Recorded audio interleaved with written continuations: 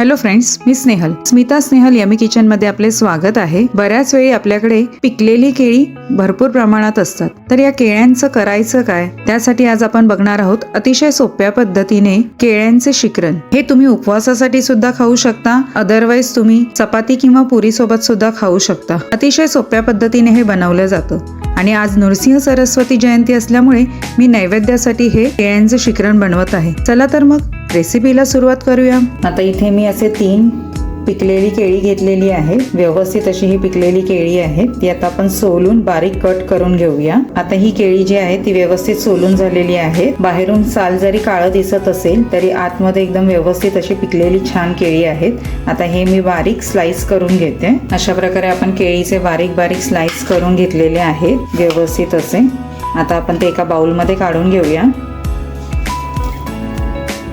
आता याच्यामध्ये मी 2 चमचे साखर घालते आहे, हे 2 टेबलस्पून आहे आणि एक छोटा चमचा वेलची जायफळ पूड टाकते आहे। आता हे व्यवस्थित असं थोडंसं फोकच्या साहाय्याने आपण स्मॅश करून घेऊया केळी आणि साखर, जेणेकरून आपली साखर जी आहे ती लवकर मेल्ट होईल याच्यामध्ये। आणि शिकरण खाताना पण असं दूध वेगळं आणि केळी वेगळी असं लागणार नाही, असं छान मिळून येईल एकत्र। यासाठी आपण हे जरासे केळीचे काप जे आहे ते व्यवस्थित असे स्मॅश करून घ्यायचे। हे केळीचं शिकरण तुम्ही उपवासाला सुद्धा खाऊ शकता। आज नृसिंह सरस्वती जयंती असल्यामुळे मी हे केळीचं शिकरण बनवते आहे नैवेद्यासाठी। तुम्हाला असंच घरी कधी खायला बनवायचं असेल तर जेवणाच्या आधी फक्त 10 मिनिटं आधी हे बनवलं तरी सुद्धा चालू शकतं। जास्त आधी करून ठेवायचं नाही, नाहीतर मग केळी जी आहे ती काळी पडतात यासाठी। आता हे व्यवस्थित असं मिक्स झालेलं आहे, बऱ्यापैकी बारीक बारीक तुकडे झालेले आहेत। आता यामध्ये मी गरम करून थंड केलेलं दूध घेतलेलं आहे। हे 2 वाटी दूध आहे। दुधाचं प्रमाण तुम्ही कमी जास्त करू शकता।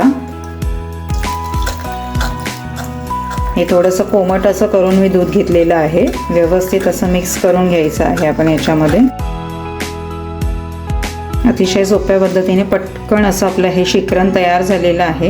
जवळजवळ 2 ते 3 मिनिटात हे शिकरण तयार होतं। आता याच्यावरती तुम्हाला गार्निशिंगसाठी हवं असेल तर तुम्ही काजू बदाम पिस्त्याचे काप टाकू शकता। इथे मी काही काजू बदाम पिस्त्याचे काप वरतून टाकते आहे।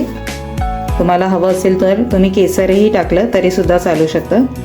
अतिशय पटकन झटपट होणारी अशी ही हेल्दी रेसिपी आहे। तुम्ही उपवासाला नैवेद्याला ही रेसिपी करून बघू शकता। अशा प्रकारे आपलं हे अतिशय पटकन होणारं असं हे हेल्दी केळीचं शिकरण तयार झालेलं आहे। अतिशय पौष्टिक असं हे आहे, लहानांपासून मोठ्यांपर्यंत सर्वांनाच आवडेल अशी ही रेसिपी आहे। तर तुम्ही नक्की ट्राय करून बघा। तुम्हाला माझी ही रेसिपी आवडली असेल तर प्लीज लाईक, शेअर आणि सबस्क्राईब करायला विसरू नका। धन्यवाद।